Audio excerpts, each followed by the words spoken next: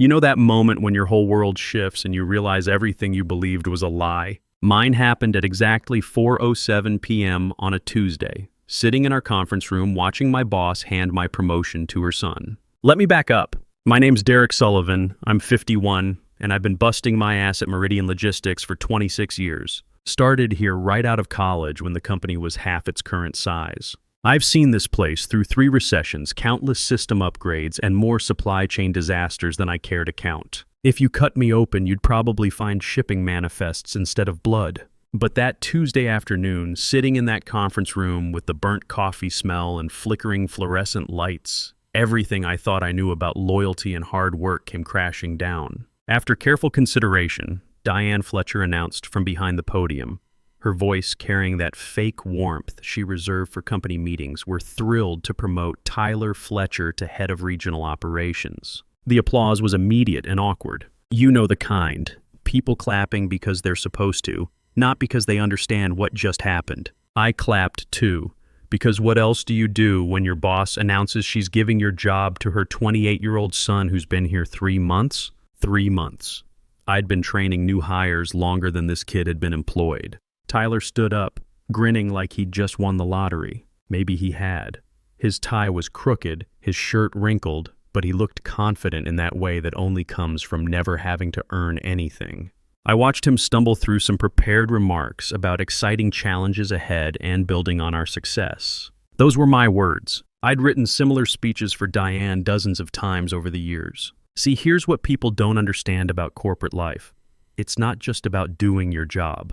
It's about being the guy who stays late when the Denver warehouse has a meltdown. It's about working weekends when the Chicago distribution center loses power and threatens to shut down half our East Coast operations. It's about being the one person who can untangle a freight schedule that looks like someone threw spaghetti at a wall. I've been that guy for 26 years. I saved this company millions, pulled all-nighters that turned into all-weekers, missed my daughter's high school graduation because of an emergency in Phoenix. My marriage didn't survive the hours I put in here. That graduation thing still eats at me. Emma was valedictorian, gave this amazing speech about following your dreams and working hard for what you believe in. I watched it later on someone's phone recording while sitting in a Phoenix warehouse at 2 a.m. trying to figure out why 3 trailer loads of electronics had gone missing. Sarah recorded her speech for me, but you could see the disappointment in her eyes when she handed me the phone. "She kept looking for you in the audience," Sarah told me later. I had to keep making excuses.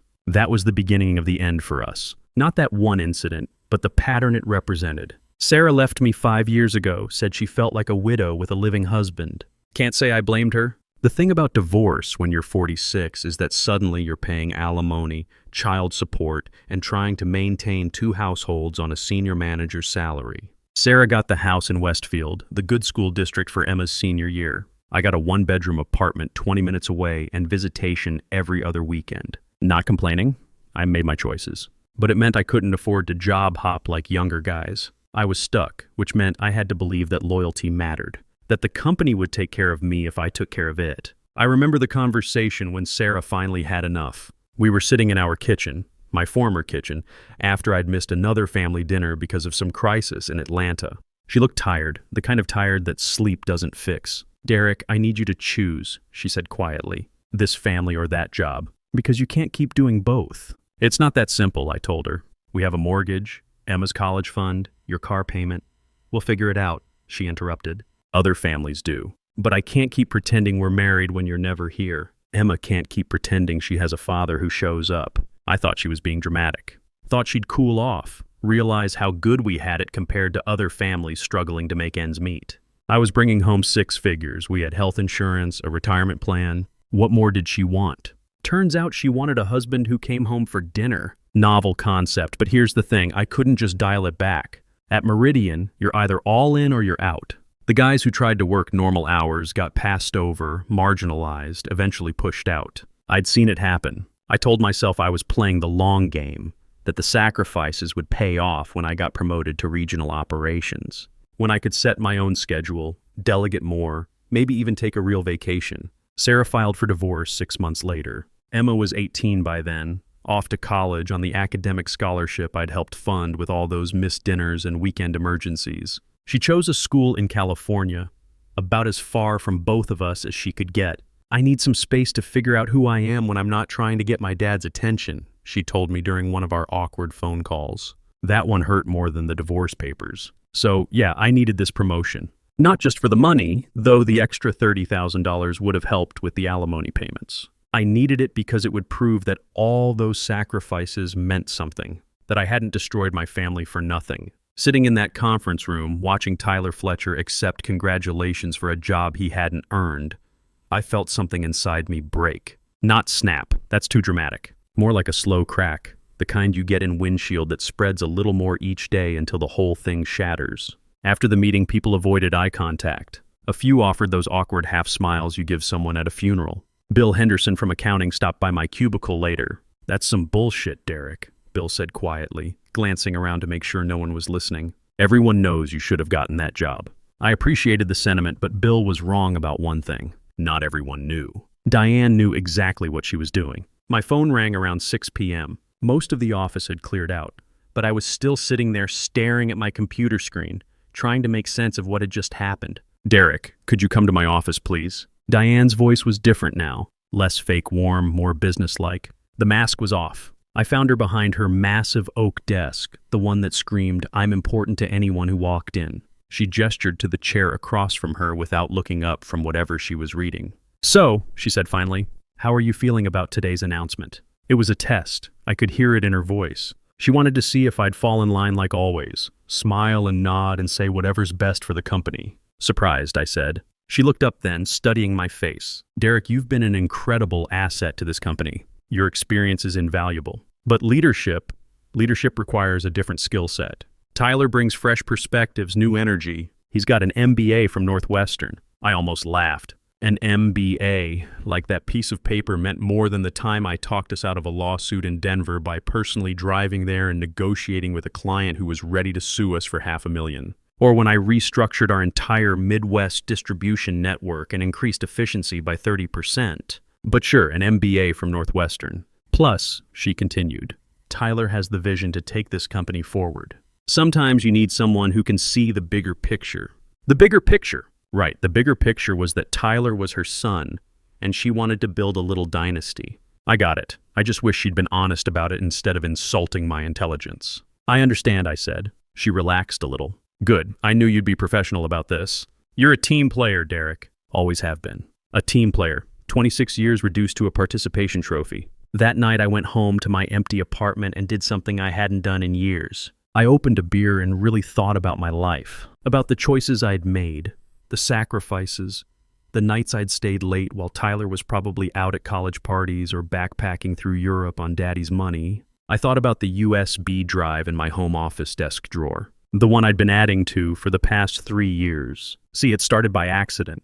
3 years ago, I was working late trying to reconcile some vendor payments that weren't adding up. It was a Thursday night, maybe 9 p.m., and I was the only one left in the office. The cleaning crew was making their rounds, vacuum cleaner humming in the distance. I'd noticed that we were paying a company called Pinnacle Consulting Solutions about $15,000 a month for logistics optimization services. Problem was I'd never heard of them, and I'm supposed to know about every vendor we use. So I dug a little deeper. Pinnacle Consulting had an address that turned out to be a UPS store mailbox. Their phone number went to voicemail with a generic message. Their website looked like something a high school kid threw together in an afternoon. But every month, like clockwork, we cut them a check. I probably should have gone to Diane right away, asked her about it, but something made me hesitate. Maybe it was the way she'd been acting lately, more secretive, more defensive when anyone questioned her decisions. Or maybe it was just my natural curiosity. Either way, I decided to keep digging. That's when I found Jennifer Walsh. Jennifer was supposedly one of our regional coordinators, pulling down $75,000 a year plus benefits. Only problem was I'd never met Jennifer Walsh. Neither had anyone else I asked. Her employee file showed she'd been hired 2 years ago, but there was no record of her ever being in the office. No photo in the company directory. No one could remember interviewing her. But she had direct deposit set up to an account at First National Bank, and her tax form showed an address in suburban Milwaukee. When I drove out there one Saturday, yes, I actually drove to Milwaukee on my day off because I'm that kind of obsessive, I found the address belonged to a vacant lot. That's when I realized I wasn't dealing with sloppy bookkeeping. This was deliberate. I started keeping copies of everything. Purchase orders, invoices, payment authorizations. I created a simple spreadsheet tracking the patterns I was seeing. Ghost employees, phantom consulting contracts, equipment purchases that never seemed to arrive. Nothing huge on its own, but it added up. The really clever part was how small each piece was. 15 grand here, 20 there. A fake employee making 75,000 might sound like a lot, but in a company our size, it was easy to hide in the budget. Spread across multiple departments, multiple cost centers, it looked like normal business expenses. But when you added it all up over 3 years, we were talking about millions. The hardest part was acting normal around Diane, sitting in budget meetings where she'd talk about the need to tighten our belts and eliminate waste while I knew she was siphoning money into her own pocket. Watching her lecture employees about company loyalty while she was literally stealing from us. I kept telling myself there had to be an explanation. Maybe Pinnacle Consulting was legitimate and I just didn't understand their business model. Maybe Jennifer Walsh worked remotely and I'd somehow missed the memo. Maybe there was a perfectly innocent reason why so many of our vendors seemed to exist only on paper. But deep down, I knew better. And the more evidence I collected, the clearer the picture became. Diane Fletcher was running a sophisticated embezzlement scheme, and she'd been doing it for years.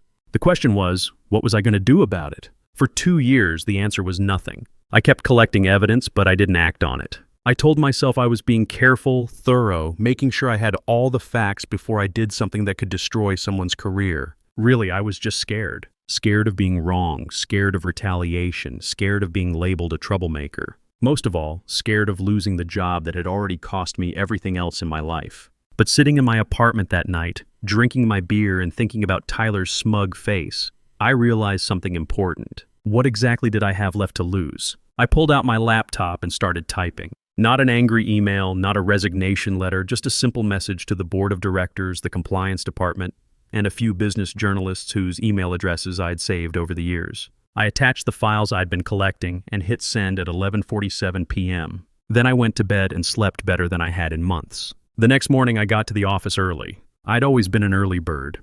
Another habit from my blue-collar dad who taught me that showing up meant something. I made my coffee, checked my email, and started my normal routine. Around 8:30, my phone started buzzing. Text after text from colleagues, asking if I'd heard anything about some kind of investigation. By 9 a.m., the parking lot was full of news vans. Diane's assistant came by around 9:15 looking pale. "Derek, Mrs. Fletcher wants to see you in her office." Immediately, I found Diane behind her desk, but she wasn't the composed executive from yesterday. Her hair was disheveled, her makeup smeared like she'd been crying or screaming or both. There were papers scattered across her desk and her hands were shaking. "What did you do?" she whispered.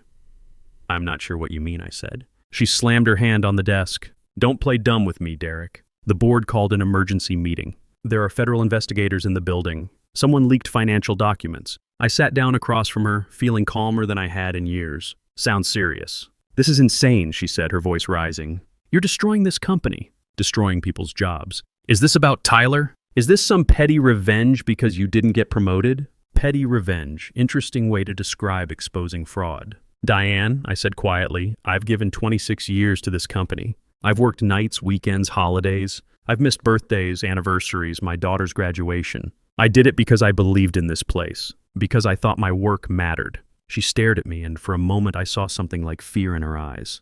"But you know what I realized yesterday? All those years, I wasn't working for the company. I was working for you, and you were stealing from all of us. You don't understand," she said, desperation creeping into her voice. "It's not what it looks like. Those consulting fees, the contractors, it's all legitimate business expenses. You're seeing patterns that don't exist." "Jennifer Walsh," I said. Her face went white. 75,000 a year for 2 years. Nice work if you can get it. Too bad she doesn't exist. Diane's mouth opened and closed like a fish. There's an explanation for that.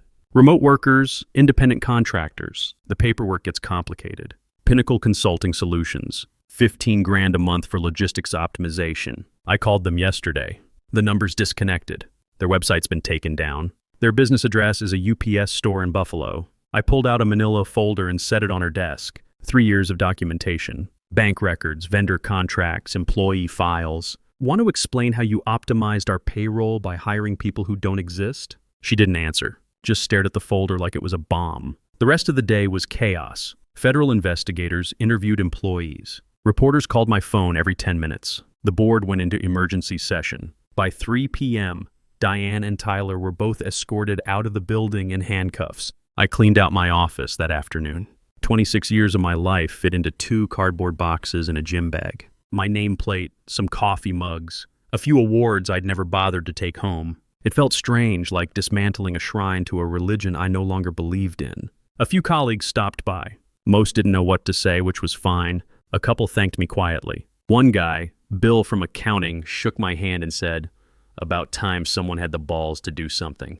That felt good. You might wonder if I had any regrets, if I felt bad about destroying the careers of people who weren't involved in Diane's schemes. The truth is, I did think about it. But then I remembered all the legitimate employees who'd been passed over for promotions because those positions went to Diane's friends. All the budget cuts that happened while she was funneling money to shell companies. All the people who'd been laid off during restructuring while she was buying herself a vacation home with company money. The investigation revealed that Diane had stolen over $2 million across 5 years. $2 million, that's 40 people's annual salaries. 40 families who could have been helped instead of her padding her bank account. Sometimes doing the right thing means accepting that innocent people might get hurt. The alternative was letting the corruption continue. The story made national news for about a week. Logistics company executive indicted for embezzlement. Whistleblower exposes corporate fraud scheme. I gave a few interviews, kept my answers short and professional. I wasn't looking for fame or sympathy. I just wanted people to understand that loyalty can't be one-sided. But the interviews were weird. Reporters kept asking me how I felt about bringing down my boss, like they expected me to be conflicted or emotional about it. Truth is, I felt nothing except relief, like I'd been holding my breath for 3 years and could finally exhale. The hardest part wasn't the investigation or the media attention. It was the phone call from Emma. She called me 2 days after the news broke. I hadn't heard from her in 6 months, not since her birthday when I'd left a voicemail she never returned. "Dad?" Her voice sounded smaller than I remembered. "I saw you on the news." "Yeah," I said, "it's been a crazy week." "Are you okay?" That question hit me harder than anything Diane had said. When was the last time someone had asked if I was okay? When was the last time I'd asked myself that question? "I'm good, Emma. Better than I've been in a long time, actually." "I'm proud of you," she said quietly, "for doing the right thing. Even though it was hard, I had to sit down. 26 years of missing dinners and school plays and graduations, and my daughter was proud of me for the one time I'd put principle ahead of corporate loyalty. "I should have done it sooner," I said. "Maybe, but you did it when it mattered. That counts for something." We talked for an hour, really talked for the first time since she was in high school. She told me about her job at a nonprofit in San Francisco, about the guy she was dating, about how she'd learned to make my mom's famous lasagna recipe. Normal stuff, father-daughter stuff. When we hung up, I realized something had shifted, not just between Emma and me, but inside me. For the first time in years, I felt like I was talking to my daughter as myself, not as Derek Sullivan, the corporate drone who couldn't make time for family. Diane pleaded guilty 6 months later. Tyler got probation. Turns out being young and stupid counts for something in federal court. The company survived, barely. New management, new board, new culture. They offered me a consulting position, but I declined. Some bridges you burn completely. The legal process was exhausting. Depositions, court appearances, meetings with federal prosecutors who treated me like I was either a hero or a suspect, depending on the day. My lawyer, yeah, I needed a lawyer even though I was the whistleblower, cost me $12,000 I didn't have. But it was worth it to see Diane in an orange jumpsuit finally paying for what she'd stolen. The industry reaction was mixed. Some people saw me as a guy who did the right thing under difficult circumstances. Others saw me as a snitch who destroyed a successful company over personal grievances. I got death threats from Diane's supporters. Apparently she had convinced some people that I was a disgruntled employee making false accusations. I also got job offers from competitors who wanted to hire the guy with the integrity to blow the whistle on fraud. The weirdest part was how quickly everything changed. One day I was Derek Sullivan, senior operations manager, reliable company man. The next day I was Derek Sullivan, corporate whistleblower, the guy who brought down $1 million embezzlement scheme. Same guy, completely different reputation. I'm 52 now, working for a smaller logistics firm across town called Beacon Transport. The pay's about the same, the hours are better, and nobody expects me to sacrifice my personal life for the job. When I told my new boss, Jim Rodriguez, that I don't work weekends unless it's a genuine emergency, he just nodded and said, "Good. People who work all the time make stupid decisions." Jim's about my age. Built his company from scratch after getting tired of corporate politics at his old job. He knows my story. Hell, everyone in the industry knows my story, but he hired me anyway. Maybe because of it, not despite it. I want people who give a shit about doing the right thing, he told me during my interview.